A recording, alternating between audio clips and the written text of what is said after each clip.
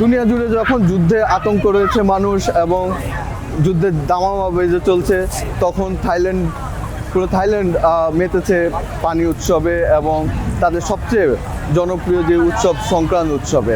স্থানীয় গণমাধ্যম বলছে যে দ্রব্যমূল্যের ঊর্ধ্বগতি, যুদ্ধের কারণে যে অশান্তি, সেখান থেকে কিন্তু এই যে জল উৎসব সেখানে মানুষকে কিছুটা শান্তি এনে দিয়েছে এবং কয়েকটা দিনের জন্য তারা কিন্তু ওই যে দুশ্চিন্তা সেগুলো থেকে তারা বেরিয়েছে।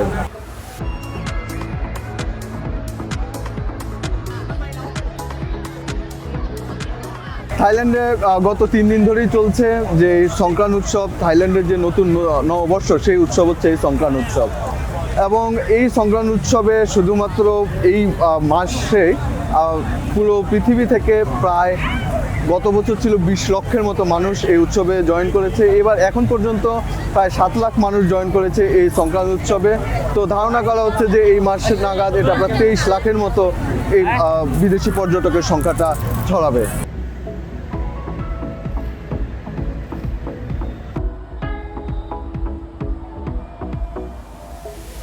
আমরা ব্যাংককের যে উৎসব জায়গাগুলোতে সবচেয়ে বেশি জনপ্রিয় সিলম, সুকুমবিট, তারপরে খাওসান রোড, সেন্ট্রাল ওয়ার্ল্ড থেকে শুরু করে প্রত্যেকটা জায়গাতেই আসলে প্রত্যেকটা অলিতে গলিতে মানুষ তার বাসার সামনে পানি নিয়ে এসেছে এবং পানি ছুটছে একে অপরকে।